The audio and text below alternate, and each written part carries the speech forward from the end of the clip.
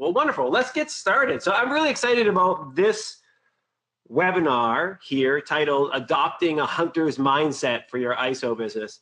And the reason for that is, when we start digging into some of the data that I was able to get from the Pearl Capital team and just some of my own analysis and looking around at the world, what we see is that there's a really big opportunity to hunt for bigger deals, right? And I think more often than not, what we're seeing in the industry is that people are going to more of an automated approach, which is really, really good and it produces great results.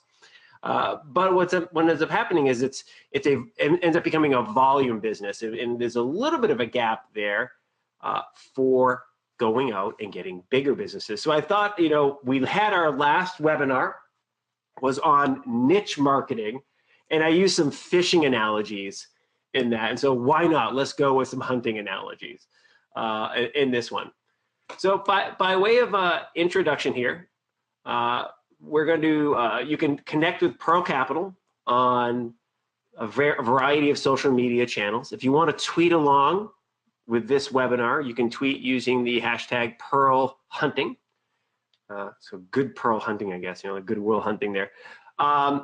The social media accounts, they're pretty active across all social media platforms. Grant Pastor, who is not with us today, sadly, he's home sick. So we have Vinny in his stead today, but generally Grant is the gentleman behind all of the Pearl Capital Twitter handles and Facebook handles and so on and so forth. So if you need to reach out to him for anything, if you ever have questions or you have suggestions for future webinars, that's fantastic, or feedback for me today. I assume I'm pretty familiar with most of you here on the webinar. I know I've done a couple of these in the past, but if not, just a quick little reminder or by way of introduction for me, my name is Mike Langford. I don't work for Pearl Capital. Pearl Capital is a client of mine.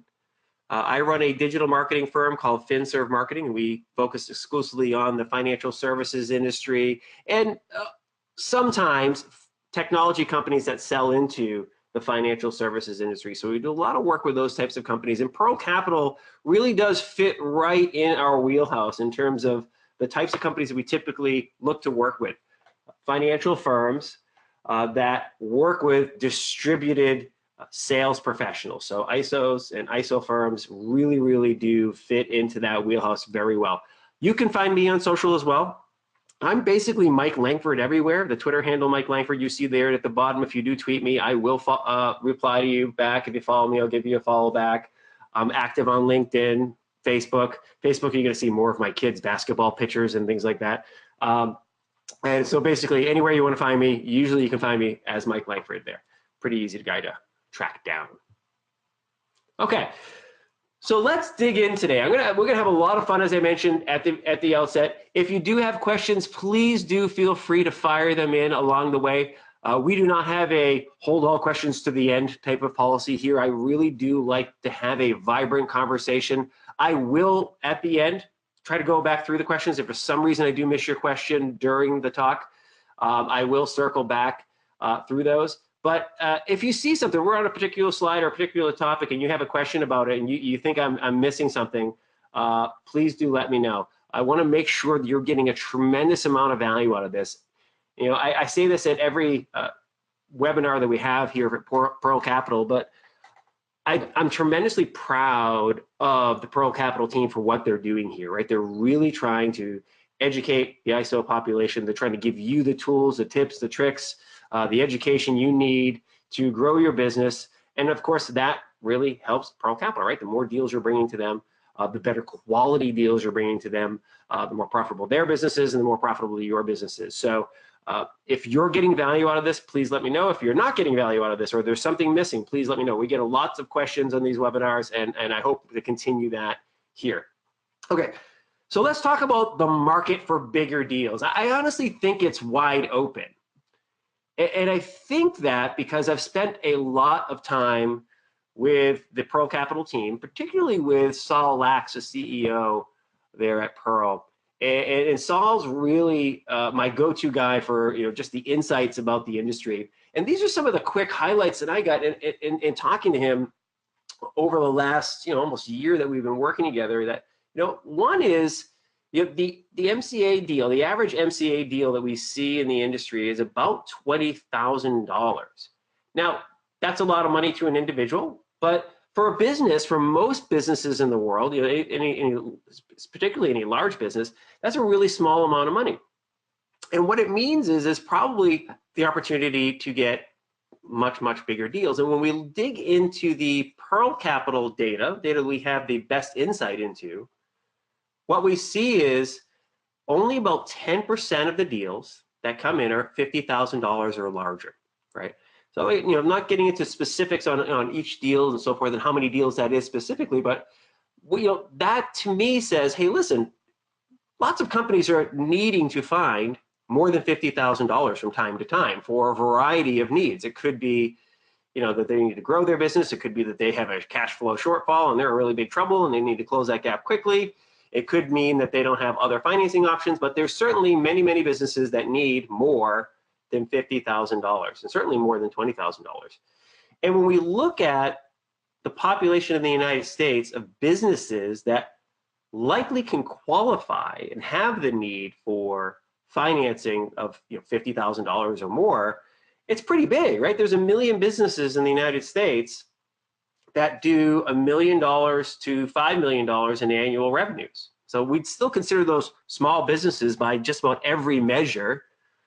But man, that's a lot of companies out there. And as we talked about in the niche marketing webinar that we did last month, there's a lot of churn there too. It's not a static population of 1 million businesses. There's some businesses that are failing. There's some businesses that grow up and beyond and up to the next segment. And of course, there's always new businesses being started and those that are growing and so forth. So there's going to be a tremendous amount of opportunity in that little tranche of small businesses in America that are going to need sizable amounts of capital for whatever it is that's going on in the business.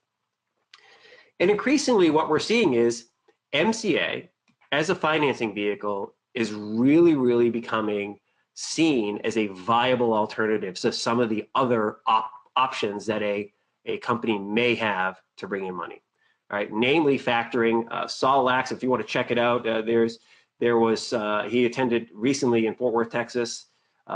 He went to a conference, a factoring conference, and there was one on technology and so forth. And he was on that panel, a panel that was on technology, and he participated in that. And he had some really insightful things to say about the future of the MCA industry as it relates to factoring. So if you wanted to check that out and read a little bit about that, simply Google it. You can find it relatively easily.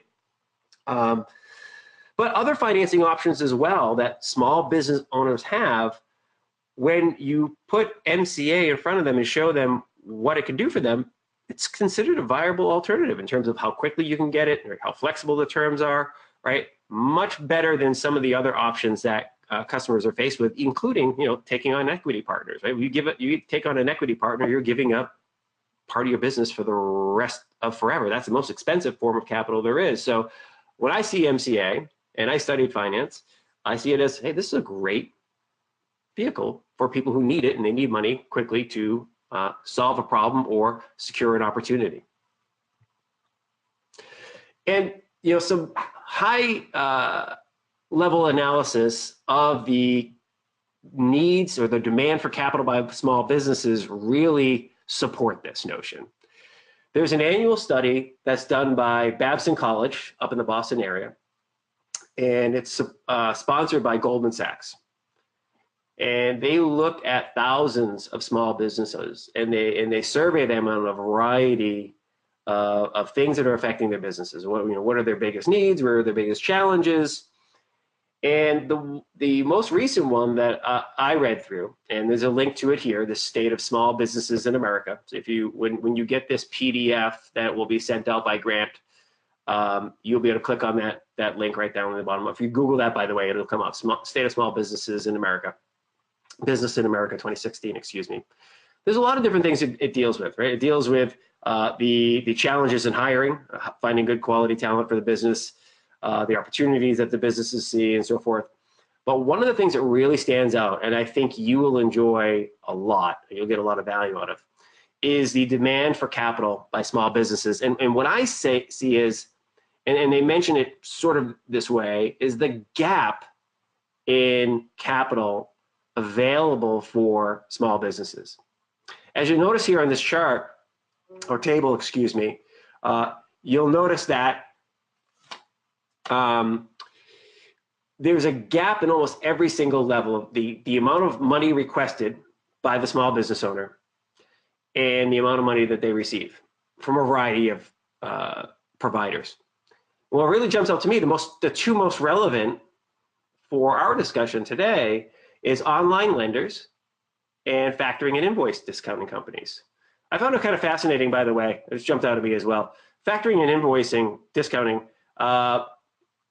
is the only one that seems to not be a round number in terms of the amount requested. So I don't know how that average ended up working out, but every other one seems to be kind of round number-ish, 50,000, 150,000, what have you.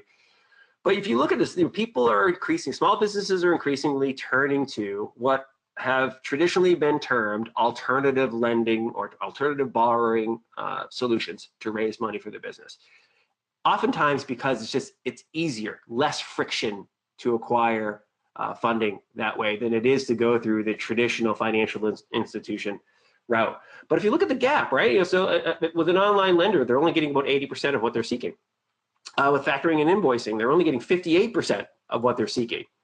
And what I find fascinating about that is, first of all, it shows a gap, right? That, hey, listen, there's a hole to be filled, and maybe we can fill it with MCA. Maybe you, can fill it with MCA. But also, look at the amounts that are being requested. If the average MCA right now that we're seeing, and it may be different for your business, but the average MCA that we're seeing is around $20,000, yet the average amount of requested by thousands of businesses surveyed by Babson College and Goldman Sachs is they're looking for $50,000 online, they're looking for $35,000, let's call it, via factoring, and much larger amounts via some other more traditional channels. Wow, there's a gap there, and maybe we're shooting too low. We should be going upstream to try to get bigger deals. So let's get primal. As I mentioned in the last webinar, we had some fishing analogies in there, and now we're going to get a little primal here. I'm a huge fan of the shows that you see on the Discovery Channel. Naked and Afraid. What's the other one? Survivor Man, and then there was something with Bear Grylls there. So let's dive into these. Let's kind of go basic on this to really kind of connect the dots in our head so we remember it. So most ISOs, based on what I'm seeing and what I'm reading, most are getting by on relatively small deals, right? So the $20,000 average deal size kind of lends that from a data perspective. But just when I find myself reading in some of the forums and so forth and the conversations that are happening amongst ISOs, and it really does feel like they're like Bear Grylls here, like living on grubs, like, hey, listen, I can survive here. I can make a living here on these types of things. But wow, do I need a lot of them to feel full. So if you're out in the wilderness and you're really, really hungry, of course, you're going to eat anything. And my favorite show out of these is this Naked and Afraid show. The ideal would be, hey man, let's go out and catch a boar, right? Let's go and get some big game here, because think of the possibilities. And by the way, if this naked dude can make a bow and arrow and go out there and catch himself a boar, I think we can go out and catch some big deals. This shows, if you haven't watched the show, by the way, you really do need to go check it out. Naked and Afraid. This comedy, inevitably, by the way, it's a man and a woman paired. The women, by and large, I think over the course of this thing have beat out the guys for some reason. They seem to be a little more tougher, a little more staying power. I'm not sure what that says about us gentlemen, but anyway, maybe we're more afraid when we're naked. I don't know what the deal is. Okay, so big game provides a lot of benefit. It's not just that it's a bigger paycheck. Right, I made more money off that deal because it was a $50,000 deal versus a $20,000 deal. It's not just that. It's with the excess money comes the ability to do other things. If we're keeping with our hunting analogy here, historically, when hunters would pull down a bigger animal, whether back in the caveman days with the mammoth or something, they'd have bones to make tools. Fascinating little nerd stuff here if you're into history stuff. one of the most important inventions in the history of mankind is the bone needle, pictured here in icon. Without a needle, we wouldn't be sewing clothes. Without sewing clothes, we wouldn't be able to move to colder climates and then have populated the earth. Really nerdy stuff.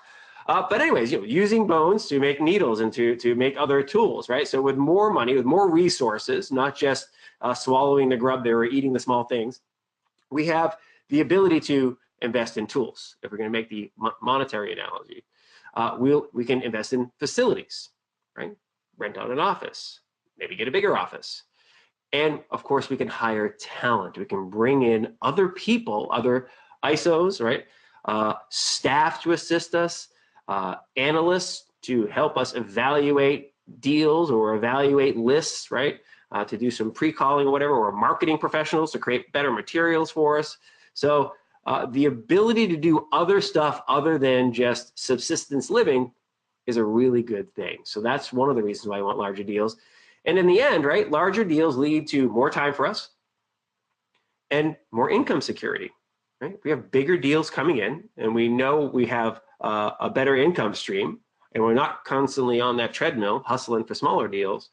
We get to rest a little bit. We get to breathe. We get to think. We get to plan, all that good stuff. So this is kind of a really simple math, right? We got going on here. I'm a big fan of simple math, and you can adjust the figures any way that fits your business. I like to keep things in hundreds and 10% if I can, and that way, if you say to me like, oh well, I earn 12% on most of my ISO deals. Well, great, plug in 12%, and the kind of the math works. Or I'm currently doing $300,000 as an ISO, or I'm doing $1 million as an ISO. You can adjust the numbers accordingly, right? But if we look at the average deal size, is in order to make $100,000, if we assume a 10% commission, that's your take. Well, you're going to need, if you're doing $15,000 deals, you're going to need 67 of them in a year, right? 20,000, the average, it's 50 in a year. So it's basically closing one a week on average. Doesn't leave much room, by the way, for a vacation. If you're only doing one a week close, now maybe you're awesome and you're closing 3-4 a week. But if we get down to the 50,000 average size, to get into that top 10% average deal size, you only need 20 in a year. Now, the trick is it will take a little bit of extra time to close bigger deals, especially if you haven't been closing them yet. You're going to have to ramp up to that. But if you start doing it, you'll realize you get fewer deals necessary. You can make the same amount of money, or if you want to do the same amount of volume, you can start making even more money. So one key thing that I want you to remember, and I don't want to be misconstrued. The point here, in my mind at least, is not to radically transform your business and tell you, hey, listen, stop even thinking about $20,000 deals or $25,000 deals. You should only go after $50,000 deals or bigger, right? There's obviously a very big and robust market for deals that are less than $50,000, because we see that 90% of the deals that are coming through are less than $50,000. So that's fantastic. Keep doing that, but start thinking incrementally big. What's the next step? Can I add a couple of $50,000 deals, right? Can I develop some techniques and strategies and a mindset, and as the title of the webinar is, a mindset that I can go after these bigger deals. And I say here on the page, imagine what would happen to your business if you started bringing in one $50,000 deal a month, right? So you still kept you're up your pace of chasing the size deals you're doing now, but imagine if you said, hey, listen, I'm going to develop a strategy to go after one big deal a month. So I'm going to carve out that time and go after those guys. That probably might change most people's businesses on this call. So let's talk about elephant hunting. And elephant hunting is not actual elephant hunting. That is absolutely uncool. Don't hunt endangered animals. Just not a cool thing. And ivory is not as cool as people think it is. But elephant hunting is a term, if you may already be aware of it, but in sales, the people who go after the big deals are often called elephant hunters. You'll see this a lot if you're dealing with big technology companies that sell these multi-million-dollar annual contracts for their software into big, huge enterprise companies. So they'll call that guy an elephant hunter. Now, it might take him 18 months to land that deal, but when he does, it's a $10 million contract selling into a huge financial services company, and that guy ends up making a few $1,000,000 from that. But over that 18 months, it was high risk, right? I don't want you to necessarily be that high risk. But by the way, if you want to go bring in $1 million MCA, that would be fantastic. I don't know how many of those happen, but elephant hunting is just a mindset, right? Let's talk about going after big game and what's the process that we want to use to go about doing that. A little fun thing here from Groucho Marx. I guess I'm just old enough to really kind of know who Groucho Marx was. I'm 45 and I'm kind of that last generation there where, the same references that my grandparents had from watching TV in the 30s, in the movies in the 30s, excuse me, to my generation where I grew up in the 70s and the 80s. Like a lot of this stuff, like Groucho Marx and Abbott and Costello and so forth, were still on TV and reruns. But if you're on the younger set, Groucho Marx was a comedic actor from the early 1900s, very famous, and he wore these kind of silly things. And occasionally you'll see the masks in stores that have the glasses, the big eyebrows, the nose with the mustache underneath it. That's a Groucho Marx mask. There you go. So little famous quote here. One morning I shot an elephant in my pajamas. How he got into my pajamas, I'll never know. I put that here, the little funny joke, primarily because occasionally you are going to fall backwards over a big deal. And it may have already happened to you where you just can't believe it. Like you thought you're just doing your normal stuff, going after the traditional deals you do, and you're like, holy crap, I just fell into a $100,000 deal. Amazing, right? It's fantastic. More often than not, though, that's not going to happen. It is going to be work. It's going to require a little bit of extra effort, It's going to require a little bit more patience and probably some slight adjustments in the way that you hunt for deals. The keys to bagging your quarry, as it were, the thing you're pursuing, your prey, if you would. Number one, hunt where they live. Sounds pretty logical, but you'd be surprised. You would be surprised when you talk to people who are looking for deals and looking to service a particular thing. We talked a little bit about this in last week's niche marketing for ISOs webinar, where kind of that whole fish where the fish are type of mentality. You've got to know where your target market is hanging out, and if you're looking for bigger deals, you need to know, how do I get in front of these people? How do I get in contact with them? So start thinking about where they live. Understanding when they're in season, right? When are they going to have the need for you? And we're going to talk about some of these things here in the following slides. But understanding like when is a person in need for an MCA or capital in general? What are some of the telltale signs that they're going to need your services? Learn how to scout and track, right? If you think about the people who hunt deer or whatever, I'm not a hunter, but I know lots of hunters. If you're hunting an animal, you look for tracks, you look for patterns, paths, like what they call game paths, the paths that they walk up and down in the woods and so forth. So you can kind of, hey, listen, if I set up my hunting stand here, they're going to come by sometime soon. You need the right equipment, obviously, and then you need to know when to pull the trigger. So let's dive in. Okay, finding big game. How do I find these people? How do I find these companies that are in need, not just for some small amount of capital, but a larger amount of capital? And how can I position myself to be the guy or the lady who serves them? I think it's smart to start by thinking about specific traits that an elephant or a large deal may have that the other deals that you're pursuing might not have. Like how do I tell them out in a crowd, right? One thing is they're bigger. It kind of goes without saying, but a company that is going to need, a business that is going to need a bigger amount of capital, a larger amount of capital, is likely going to be a larger company, right? So if you're traditionally landing deals with companies that do $500,000 a year in business, chances are they aren't going to need, and even if they need it, they're not going to qualify for $50,000 because they probably won't be able to service that funding, the repayment. And That's really important to recognize. And I know some of these things kind of seem logical and overly obvious, but it's really important to keep that in mind. If we're hunting for bigger deals, the business has to support that deal. They have to have the need and they have to have the ability to pay it back. So some things that helped me think about this, if I was going out there hunting for bigger deals, I would start thinking about businesses that have a bigger footprint, just like elephants, big footprint. Can't believe that connection just came to me, the big footprint thing. I should have had a big footprint on this page. That would have made so much more sense. Anyways, bigger size, right? More locations, right? So you may have some smaller, one plate, one venue restaurant, like one restaurant, no chain type of experience, or it might be one paint store or whatever. They might be a good target customer for you.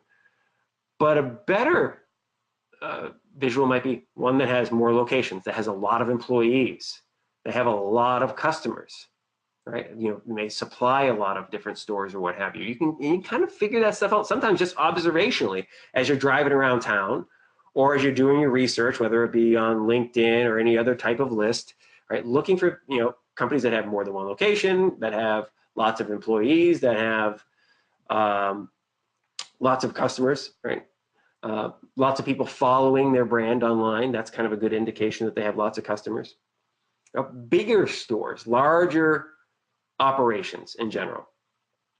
Some sneaky ways to figure some of this stuff out too is like bigger marketing spend, particularly when you're looking at local businesses. Is there a local business where like you are always encountering their advertisement?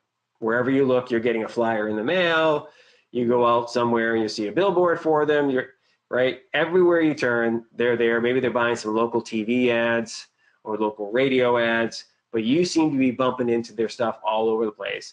That's an indication that they probably are of the scale that can support your offering. There's some other things via business characteristics. The one that jumped out to me immediately is selling via invoice. Now, I know a lot of your business probably comes from businesses that have high cash flow churn. So restaurants, any type of retail business where there's constantly people swiping their credit card and money going in and money going out, money going in, money going out. Those companies will have the need for an MCA, absolutely, for sure. And the great thing about their cash flow is they can service it. Fantastic.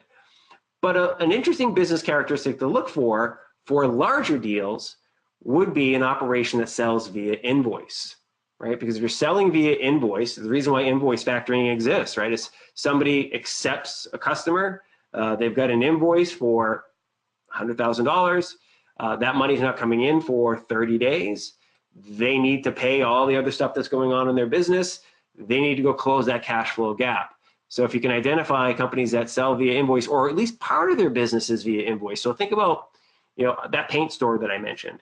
Most paint stores, whether it's a Sherwin-Williams or Benjamin Moore type place, chances are they not only sell to the public, the retail customer, but they have a lot of contractors that come in as well. And they usually offer some line of credit to contractors. They'll invoice them for their purchases of paint and supplies and the like. And if that's the case, they're waiting. They've got a fair amount of accounts receivable out, but they may have times where they need to close the cash flow gap. So look for those types of things.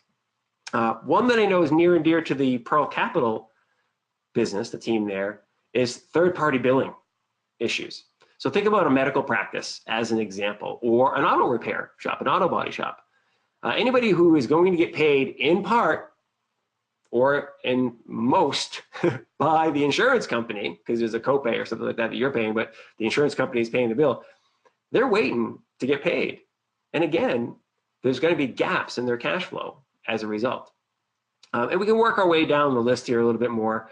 Large inventory, anybody who needs a lot of inventory, occasionally something's going to go wrong with that inventory. Either they're going to come up short and, oh my goodness, I need to buy more inventory, I don't have the cash. Or the opposite, which is equally true, happens all the time. I bought too much inventory, now I'm in trouble because it's not selling as quick as I thought it was. I'm going to have to deeply discount it to move it. But in the meantime, I'm going to need some money here. What do I do? right? So you can look at some of these other things. Like I said, flexible workforce. Long business cycles is a good target. When you think about long business cycles, what was in my mind is there are businesses, construction comes to mind. If you're a contractor, it takes a while to finish the deal. So you'll start the deal, you will get working. Usually you're paid a portion of what you're going to be owed at the end of the deal, but you don't get the rest until you're done or you're in stages. And the same is true for a lot of other businesses. Software development, believe it or not, is like this. Sometimes, other service-related businesses are like this, where you've got a consultant doing work, and occasionally the cycle and the cash flow don't match up. And so it's good to kind of talk to those guys. Similarly with seasonal businesses. So how do we know when it's hunting season? This is actually, I think, my favorite slide out of all of them, because I had a lot of fun thinking through this process. Clues that it's hunting season. Elmer Fudd, of course. You can't go wrong with Elmer Fudd. So macro level ones, right? Big, environmental factors that will let you know that, hey, this business may need money, right? So expansion, so new competitors coming to the market. So think about all the local taxi companies or local limo companies when Uber started coming in, and Uber and Lyft started coming into their space, and what that must have done to their business model and how it affected their cash flow in the short term. Casper mattresses. Right, if you own not a mattress firm or whatever, but if you happen to own a local relatively small furniture store, and a big chunk of your business was selling mattresses, and suddenly Casper mattress, or frankly, all these mattress firm places are opening up on every corner. And by the way, there's literally one on every corner now, and it's a fascinating read. There's an article about why are there so many mattress stores out there, and how is it possible that they can support. Fun read on it. Go see if you can find that one. Maybe I'll find it and I'll share it with you. But anyway, the Walmart comes to town, the most famous story, right? You got a downtown retail industry, and all of a sudden Walmart comes to town, and how does that impact a lot of businesses? So when you spot a trend like that, it should have like that blinking red light, the flashing red lights that say, hey, wow, something awesome is happening here. There's an opportunity for me. Either the market is expanding or there's some new competitive threats. One thing I know for sure, that certain businesses are going to be affected by that change, and I should get in there and start hunting around and seeing, is there a way that I can help them out? Similarly, there's contractions, competitors dying. That happens all the time, right? Suddenly you'll start seeing a string of restaurants going out of business. It can be for a variety of reasons that restaurants or whatever business starts getting into trouble. It could be that things are happening in the local economy, people are moving out. I imagine there's some issues up in Flint, Michigan area, as an example. Now, there's a challenge. If it's too much contraction, those people may not be able to service the MCA, but if they can, good deal for you. But you'll also see things like construction can mess with or create opportunities. So if there's, for instance, up in the Boston area, I lived in Boston during the time when the Big Dig, they were digging a massive tunnel underneath the center of the city and putting the highway down underneath in the tunnel, and it used to be an elevated highway. And it cost tons and tons of money to do it, billions and millions of dollars, cost overruns like crazy, and it took over a decade to do. While that process was happening, it was disrupting businesses anywhere near the Big Dig. Restaurants were going out of business because foot traffic had changed, and so on and so forth. Believe it or not, digging underground made rats come up out of the ground and go into restaurants. It literally was just like, it was chaos. But when one business goes out of business, opportunity arises for another business that might only be a street over or a block over. That business may need to bring in capital to rapidly expand and serve the major uptick in demand for their business. So there's always going to be some opportunity there.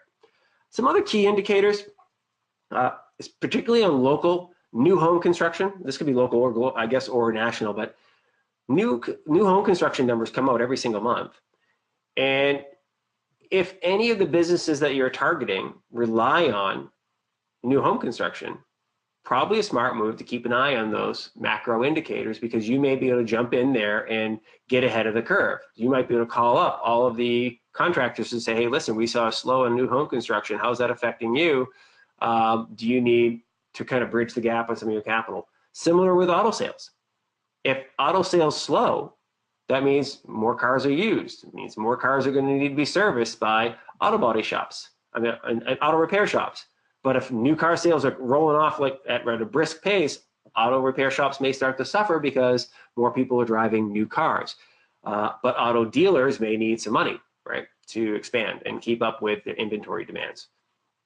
On the micro level, some similar stuff. One of my favorite ones is, and this actually happened in my neighborhood here in Austin, Texas. There was a hotel that was going up at the mouth of our complex. It's a Marriott branded one, but all hotels are actually owned by individual franchisees. So whoever was building this Marriott, they continued to run out of money.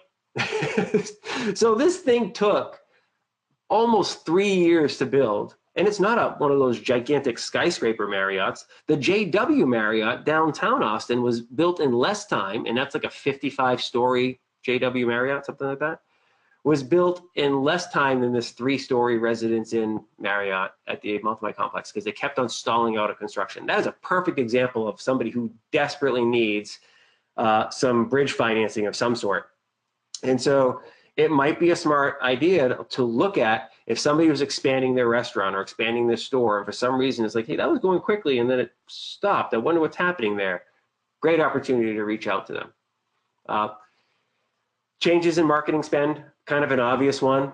If you used to notice all the coupons coming in your mail or email flyers coming or whatever it is, if all of a sudden you see that starts to trickle off, or you're getting a lot more marketing dollars coming your way, a lot more ads, clearance sales and so forth, filling up your inbox, it might be an indicator that something's going on with that business. And again, MCA is positive and negative. There's businesses that have too much opportunity and they need some capital to get there. And then there's businesses that are in trouble and they need to solve an issue really, really quick. So in both cases, you can help. This one's a little fun one at the bottom, the last one. Increase in networking event attendance. I noticed this one a long time ago. You may meet somebody at a networking event and then you don't see them again because they're so busy with work. But if all of a sudden they start showing up a lot and they're at every networking event that you bump into, chances are sales are not where they want them to be. They are hunting for sales, or they're hunting for something. Because any business person who's really busy in their business will get out to a few networking events here and there. But if they start going to a lot of them, right, they're looking for sales. Now you of course, you are looking for sales. You're always out there looking for business, right? But this just could be a good indicator that somebody needs your help. So tracking deals. I'm not sure if anybody's a Walking Dead fan, but this is one of the early seasons of Walking Dead. It might even been the first season of Walking Dead. Screenshot here. Back when Daryl was kind of the hillbilly and nobody quite knew whether you're going to like Daryl or not.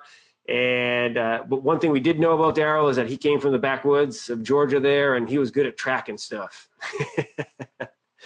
And I think there was a scene or two there where they explain how do you track, right? And one of the things you do when you're tracking anything, trying to follow prey, is to notice patterns and look for things that are out of place, right? Changes in whether a branch is broken, obviously footprints if we're talking about real animals. But for you, let's look for changes. Let's look for patterns that are happening in the industry. We talked a little bit about some of the things that might let you know that people are businesses in season, but we're looking for things that just, wait a minute, that doesn't match what I know.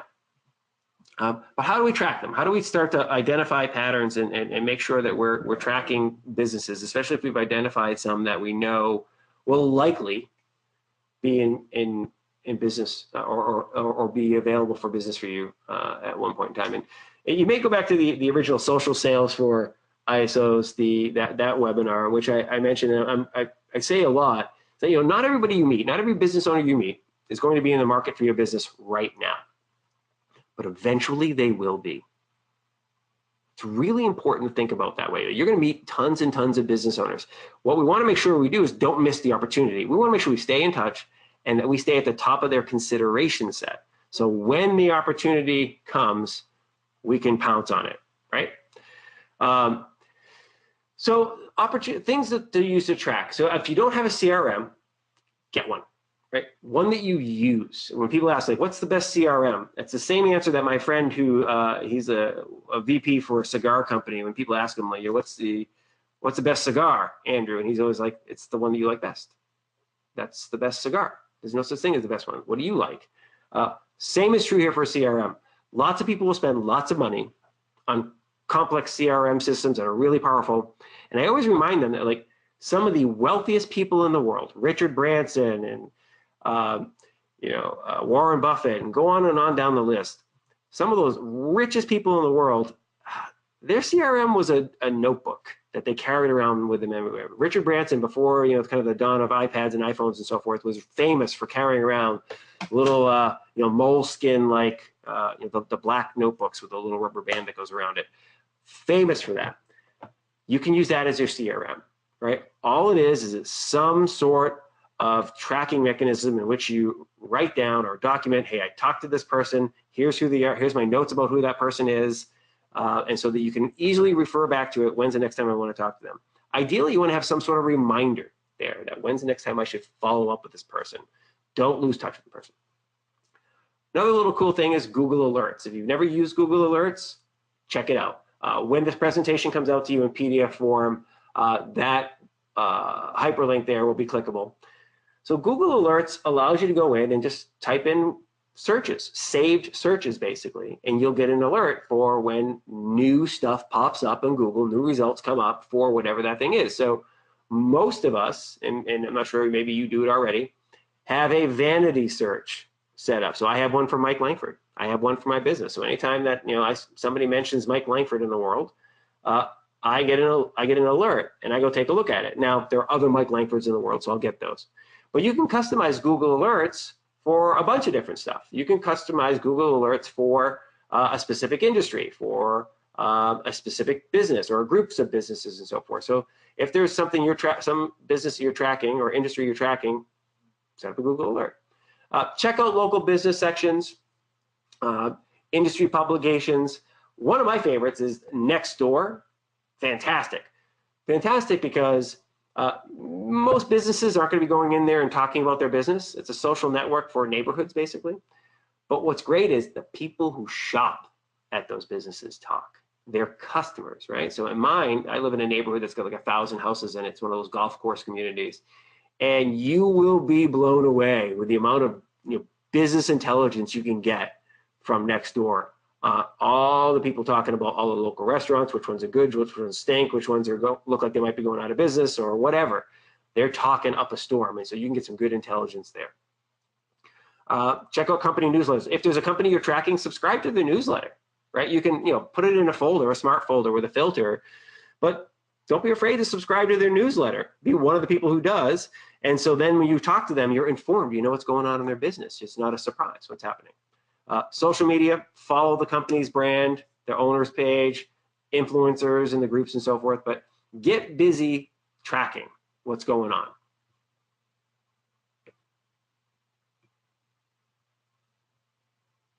Okay. Gearing up to take your shot, right? 1 second here. I see a question down below. Are you able to send this webinar over after? Yes, we will be sending that out, Elliot. We will be sending this out. Okay, gearing up to take your shot.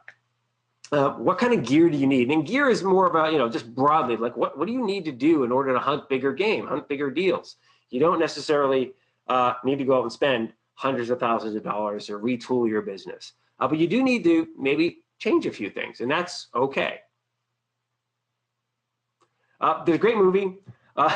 Every time I think about sales, particularly selling financial products, a lot of the movies come to mind, right?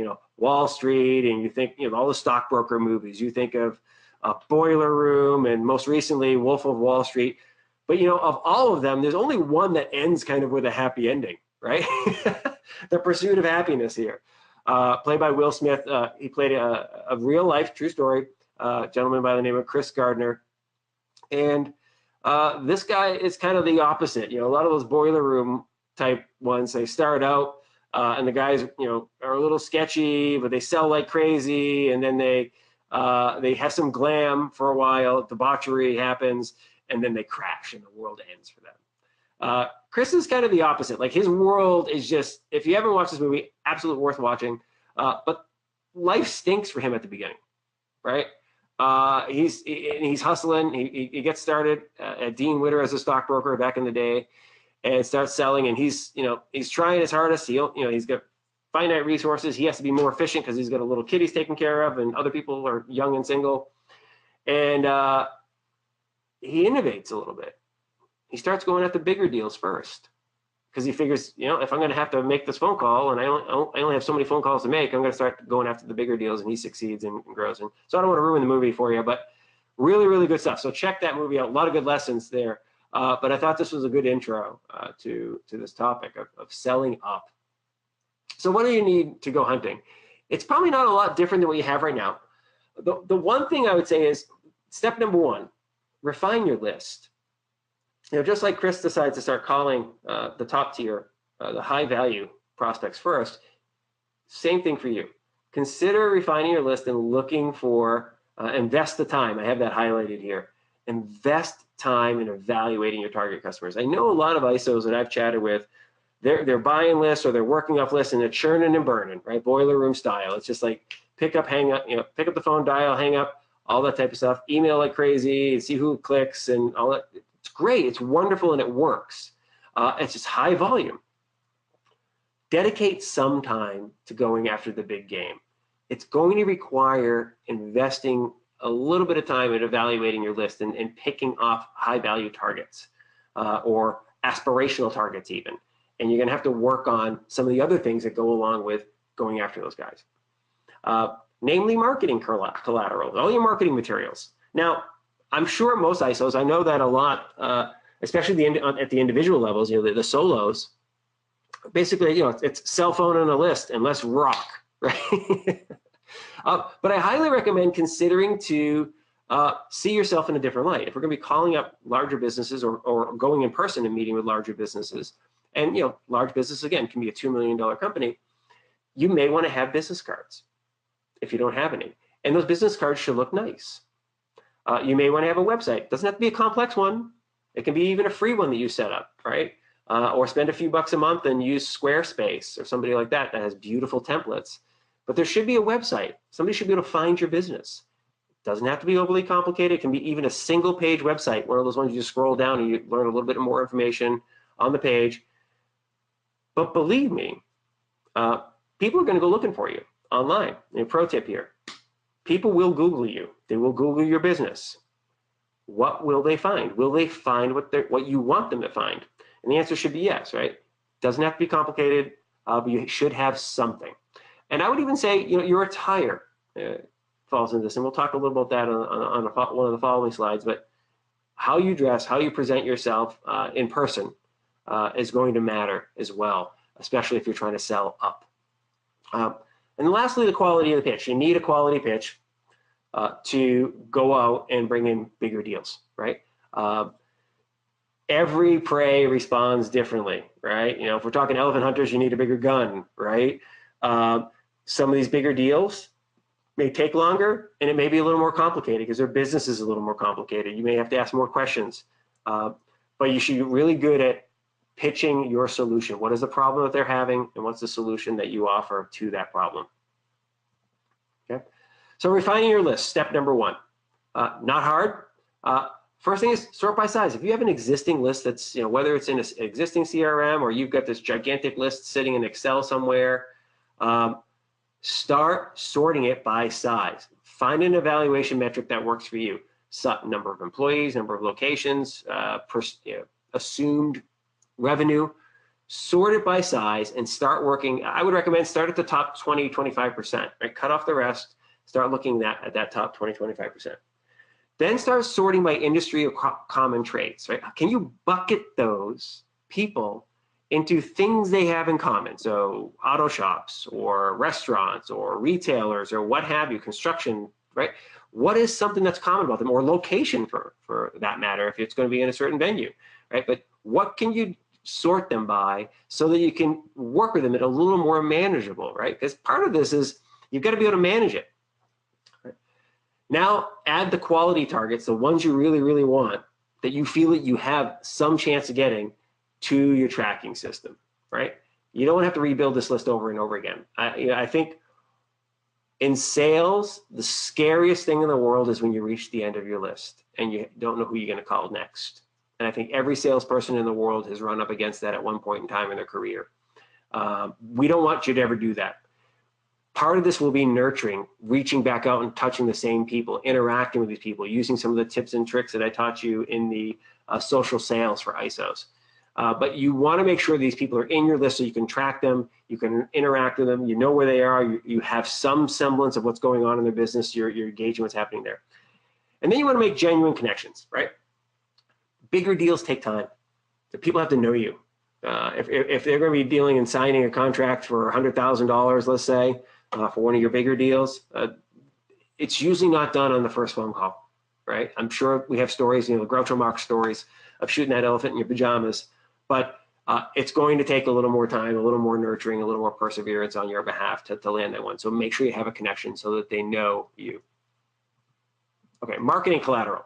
And I know we're running up against the time here, so I'll move a little quickly. I mentioned the website and print material. Biggest thing here is you don't win an award for having extra words. I see so many websites where there's just like, it's like somebody thought, hey, listen, I'll pay you by the word, put as many on a page as you can. Fewer words is often better. I just say pick a specific problem. If you really help people with cash flow shortages for the inventory, or you work with a niche, we help people in the construction industry with cash flow challenges, whatever that is, figure out what that is and put it there, right? Let the person know what the problem you solve is. Don't try to say we offer MCA and that's what we do. Well, it's great. So thousands of other people, right? You need to be specific. Business cards, you don't have them, get them. I always recommend making sure you have your social media profiles on them so that if somebody wants to follow you on Twitter, they can. If they want to connect with you on LinkedIn, it's easy for them to do so. Make sure, I always recommend, try to get some that are reasonably good quality or something that makes somebody stop and appreciate the card a little bit. In Japan, there's a business card ritual. We don't have that here in the States. But I have some cards that are, green and black. They match my branding and so forth, and they've got the rounded corners. I ordered them from Moo, MOO.com. I've got a link here, and that gets them. No affiliate link. I'm not making any money off that, obviously. Just I like them. The quality is nice. I think for like 500 cards or something like that, it's like $70, right? So it's not huge money. Quality matters, though. Business attire. Now, this may seem like blocking and tackling, really simple stuff, and you might be rolling your eyes at me on this one, but just bear with me here. I've been working in the financial services industry for 23 years, and I talk to people, financial advisors a lot. I speak in front of big crowds there. I'm blown away with how many advisors I'll meet, and you're like, is this the way you dress when you go to meet a client, or is this the way that you look when you interact with a client? Hair all disheveled, suit doesn't look pressed, and all that type of stuff. And you don't have to wear a suit. That's not the point. You need to look crisp and clean, right? Fingernails should be nice and trimmed. You should look the part, right? Make sure you feel good, look good, because you don't want your appearance to be a distraction to your prospect if you're meeting the prospect in person. Similarly, little bonus here, master your phone voice. Now, I've mentioned that I live here in Austin, Texas. I don't have a Texas accent. I'm from Boston, and occasionally a little bit of my Boston accent slips out, but very few people, when they meet me at first, know I'm from Boston originally. And I used to have a pretty heavy, wicked hard Boston accent. I've lost it. Now, I'm not betraying my roots there, but what I found was it was a distraction. And people have perceptions of you with your voice, whether you're happy, smiling. They can tell you're having a good time. You're smiling when you're picking up the phone. They can tell by your dialect and your accent a little bit about you, or they'll develop impressions. It doesn't mean you have to drop your accent. It just means be cognizant of the way you speak, of the way you're presenting yourself to the prospect. Understand that if we're going after a bigger deal, I may have to present myself in a different manner than I might if I was going after a smaller deal. right? But the whole goal here is we want people to think that we're friendly, that we're confident, that we know what we're doing, we're trustworthy, and that we're a professional. We are a financial professional that is going to help them solve their financial challenge. Okay. Lastly, the pitch, right? Time to take your shot, right? I boil this down to really just two big simple points. Know the problem. A business that needs 50 grand or more quickly almost always has a problem. We talk a lot about, the Pearl Capital team and I talk a lot about, opportunity potential. Like a lot, there's lots of businesses that are coming in looking for cash quickly so they can buy the inventory from their competitor that's closing down. And I think there's a lot of that happens. But I think more often than not, it is an issue of these people need capital and they need it quickly because they have a challenge, right? They have a cash flow shortfall. They're turning to MCA or some other quicker solution. They don't have time to wait for a bank loan, or maybe they don't have the credit to get a bank loan, right? All sorts of issues there. But MCA is solving a big problem they have, right? So, but know what that problem is and be able to articulate it in the words that make sense, kind of like that niche marketing lesson we taught last time. Understand your business and be able to speak their language. And then pitch the solution. Now remember, the MCA isn't necessarily the solution, it's the mechanism. The money isn't even the solution either, right? You're talking about, hey, if we can help you hire those 2 new employees, you'll be able to serve the demand, that new contract, right? Or if we can get your suppliers paid on time, they will now allow you to buy more supplies and service that new deal, or whatever that is. You can finish your construction, you can be open for peak season. So understand the problem, pitch the solution, right? The MCA is part of that. Little bonus, bring data. Show I opened this webinar today talking a little about a couple of data points about MCA, a couple of data points about the demand for capital from the small business industry. I spent some time knowing you and your business, right? I brought some data points that I thought you'd find interesting. Every business owner in the world appreciates that my data, and maybe you're informing them, you're teaching them something that they didn't know. And that helps them in their business. So that's always a really good idea. Bring some data. Don't overwhelm them. Don't try to throw up every number you can find on them. Pick a few key numbers, right? You'll be surprised at how easy your conversation goes after that. Okay, for next month, and then we're going to open it up to a full-blown question and answer marathon here. You ready? Simple. Decide to target one big deal per month for the rest of the year. Just carve out some time. It can be 2 hours a month, right? 2 hours a week, excuse me, that you're going to dedicate to, I'm only looking at big deals or what I think are big deals during this time. And I'm going to kind of develop a little strategy here. I'm going to try to close one big deal per month, a deal that's bigger than what I'm doing now. Refine your list.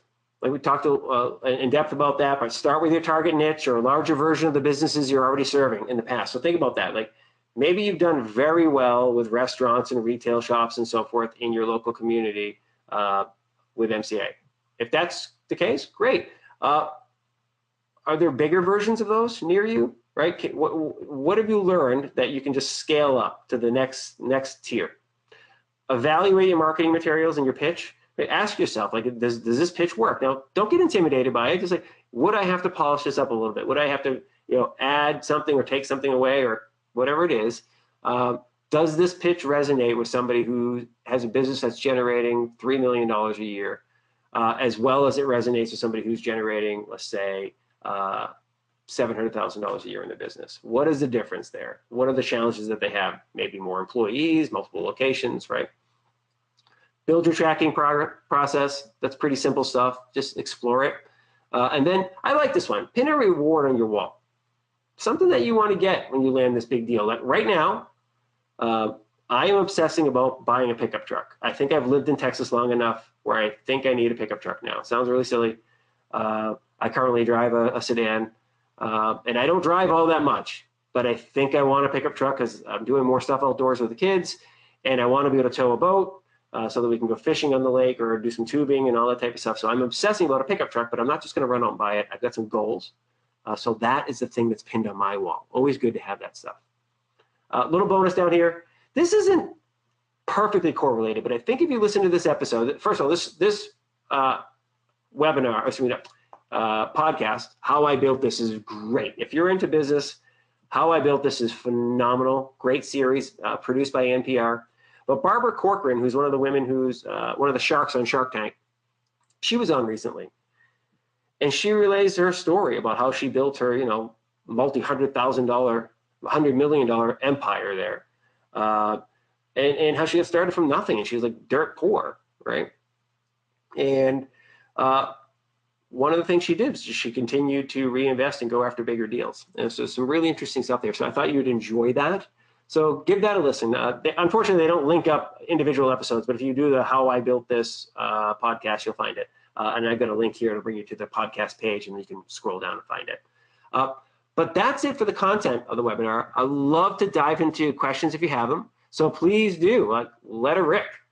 Let's go. Okay, so here we go. Robert is asking,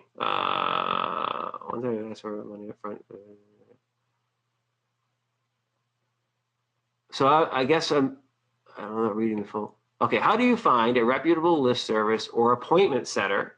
The ones I've used ask for money up front and does not come through with any quality lists or prospects. So that's a fantastic question. I'm actually doing some research on this right now, Robert. I don't actually have the answer yet. So I'm collaborating with Pearl Capital, has a data scientist in-house. She's a really smart lady. And we are going to be talking a little bit about, kind of how do you evaluate lists and so forth. So the reputable list service, it's a challenge, right? Because what you're really looking to do is you're looking, and I think that everybody wants this, is you want as close to a finished product as possible when it lands in your lap, right? You want a list that is all screened and cleaned up and so forth. And I myself have seen lots of lists where you pay a lot of money and you get them and half the leads just stink on there. I think for you, in the frame of the conversation we just had, you want a list that shows a business by size, how many employees they have, how many, ideally how many locations they have, how much money they're generating, right? How much revenue they're generating, and then that'll allow you to kind of start to dive into it. There are services. There is. I'll have to go find the name of it, but there's a startup here in Austin, and they're doing some artificial intelligence on basically these call services that you're talking about, appointment centers, but they're basically like a pre-sales service. And what they're doing is, if you give them some really good information about your target market, they will go in and use LinkedIn primarily to find people that are in your target market, and they will do some pre-sales. They'll send the messages out to those people, and then they will basically feed you with high quality leads as a result. I will get that their name. For some reason, I'm absolutely blanking on it right now. The founder's name is JD Chang. So if I had LinkedIn open, I think I could look him up, but I'm just blanking on what his name is right now. But really interesting solution. Okay, let's go to next question. Let's go. Oops. How can we get a copy of the presentation? Courtney, one will be sent out. So for everybody, a copy of the presentation will be sent out via email, and it'll be in PDF format. So you'll be able to click on any of the links that are there. Also, the presentation is being recorded, and it'll be sent up to YouTube probably in the next week or so. So you'll also be able to see that. Robert, you are very, very welcome thank you for taking my question. Absolutely, buddy. And by the way, you see my email addresses here. If you have questions and for some reason I don't get to it, or you think about it after the fact, please do not hesitate to email me and ask questions. We're here to help, right? That's why we're working together with Pearl Capital. Absolutely can answer any questions. My questions are almost always answered in the realm of marketing and sales. But if there's questions that are specific to the MCA business or Pearl Capital's business and so forth, those will go to Grant, and I'll make sure that he gets those questions, or you can just ask those questions directly to Pearl. Grant's information is on the email invite that went out for this. Where can we get a copy of this webinar? That's another one, Roger. Similarly, the other webinars are on YouTube. Roger, let me see. Do you think Press One leads are still viable? You know what, Hank, great question. I actually don't know the answer to that question because I'm not sure what Press One leads are. Maybe that makes me a rookie. Maybe I'm not the only one on the call, but I do not know what Press One leads are, so I don't know. Let's see. I will. I will send the market intelligence guide. Absolutely will do.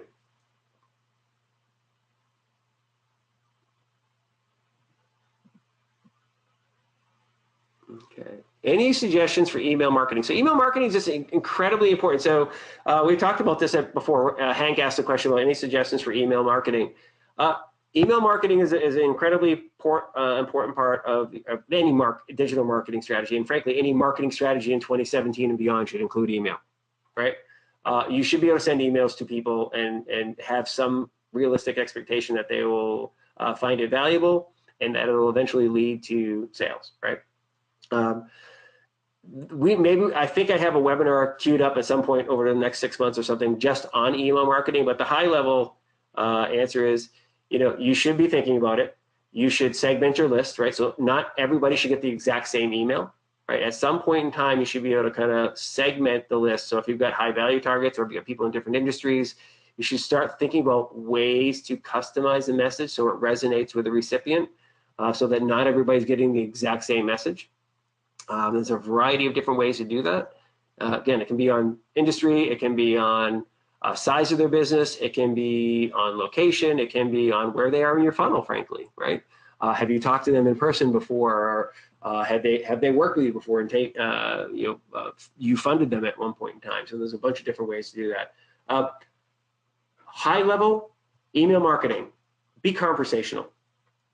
Everybody gets a crap ton of newsletters with all sorts of images on it and so forth, and they kind of all start to look the same, and they're really long, and they go right into the circular file, right? I always say have one action item per email that goes out. If you're going to email me, I want it to be one thing and be conversational. Act like you're actually talking to me. So write it like you'd write a normal email to the one human that you're sending it to. Use the merge tag to replace the first name so that when they get it, it's hi Mike, and then it's hi Andrea, and then it's hi Hank, right? But write it like you're writing it to an actual human.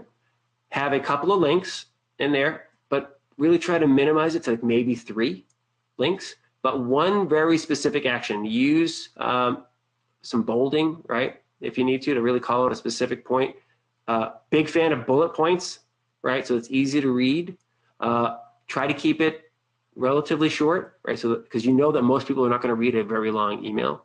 You're just trying to get people to click on something and go visit it, right? So that's kind of my 2-minute overview.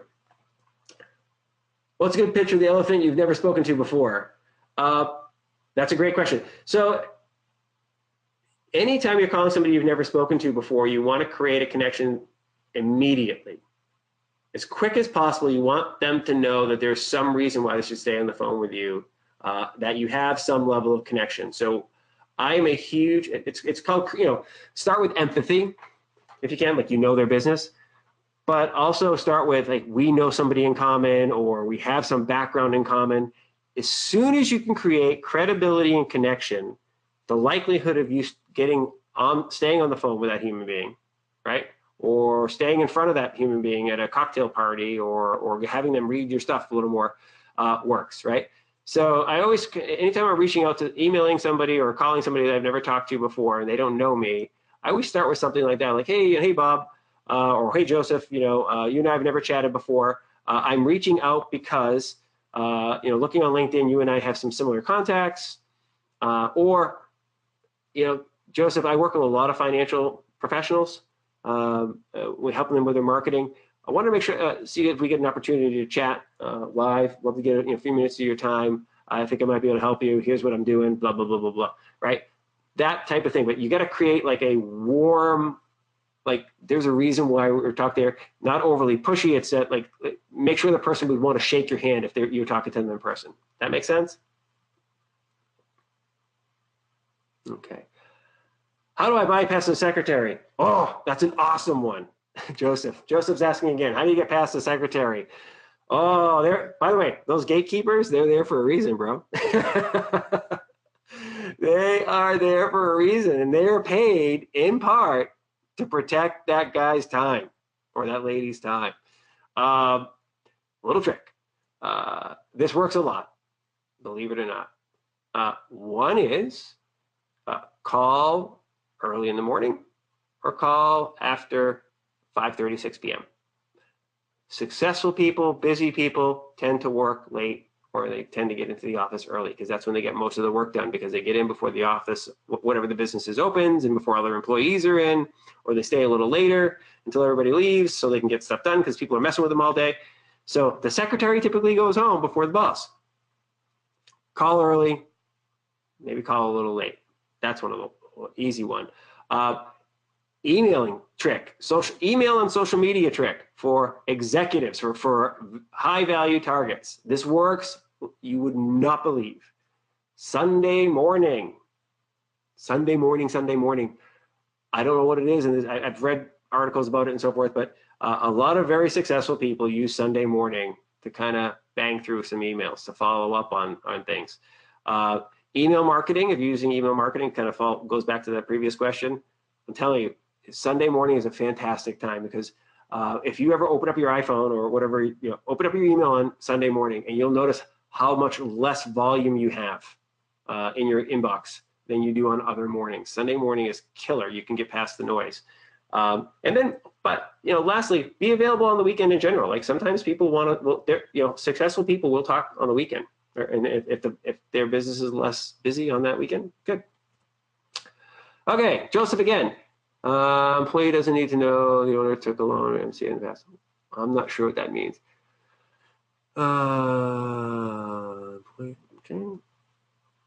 Okay, Roger. I sell POS systems and merchant processing credit cards. MCA is really a product I love to sell, and need your opinion on whether I should separate the two businesses or market both in the same market. Okay, so some of the questions about can I send information on the profits or the percents via email, that's more of a question for the Pearl Capital team. So Grant can probably send that over. In terms of marketing, oops, let me get back down to that one. I missed it, there it is. Roger, in terms of marketing, that's a very interesting question, right? If somebody's looking for a POS system or processing a credit card, if you're selling that, I would sell them separately. And I would say that you could also mention, hey, listen, by the way, every business has cash shortfalls from time to time or needs to bring in extra cash. We have a great solution. We can offer that to you. Let us know when and if you need that. I'm happy to take you through that right now, but the whole reason we're talking right now is for POS, right? So I would use a POS as a lead-in to that value add. The MCA should solve a specific problem, because not everybody who needs a credit card processing system needs an MCA right now. But the MCA, when somebody needs it, they need it bad, right? So for me, anytime you can sell the individual solution on its own, that problem, and it solves a very specific problem for a very specific customer, try to do that, because then you become an expert, you become a specialist in that, and it really makes it easier for you to sell. Okay, a lot of the larger firms already have a finance people in-house and have used somebody else's. Any suggestions on how to get your foot in the door? Because, well, that's a great question. So it really depends on the size of the company. You're right. Large companies do have a finance person in-house, right? But you'll be surprised, lots of businesses are doing $2 million a year and they do not have an in-house CFO. They might have a CPA that they work with or an outsourced bookkeeper, but you'll be surprised that, even companies that are doing $2-3 million a year in revenue don't always have somebody that's in what you would call a traditional CFO's role. They might have an accountant or something like that. But yeah, you're right. You're going to run into scenarios, Jack, where somebody else is there already, or they've already worked with a solution. It just happens, there's workarounds about it. Never look at that as a complete no, though, right? You can always find a way to educate the CFO. There's a lot of people who are completely unaware of what an MCA is, right? There are. I mean, I've been in finance for 23 years in the financial services industry, and it wasn't until I met Pearl Capital and the team there that I'd even heard of a merchant cash advance. And that's like a year ago. So believe me, you're going to meet a lot of people who you can help. Can I send you the information on the profits or percents by email? I'm not sure what specific profits or percents that is. Anything presented in this webinar will be going out by email, Roger. Anything more proprietary than that or more granular than that, you'd have to ask Pearl Capital if they'd be willing to share it with you. Okay. Joseph, so when a secretary answers, why should he, she know it's regarding financing that was done in the pass-through process? I don't know. That's a great question.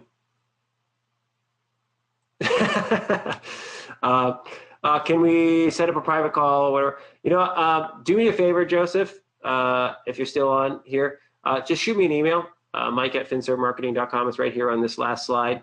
Just shoot me an email. We can kind of go back and forth and see if it makes sense to do a phone call. Absolutely. Happy to help. Okay. Wonderful. Well, thank you very much, everybody. I know we're over time, and it looks like a huge chunk of you stayed, which is very flattering. Thank you so very much for staying. It truly is an honor to be here with you every time we get the chance, and I really do appreciate your time, and I hope you're getting value out of it. Please feel free to send me emails with questions or feedback of what we can do better or what was missing or what you'd like to see in the future. Nothing's off limits there. Obviously, I can't, fix every problem and so forth, but doing the best to make sure that these are really good and high quality for you, because I want to see all of you succeed. But until next time, thank you very much. I hope you have a wonderful weekend, and we will be talking to you next month on our next webinar. Thank you, everybody. Have a good one.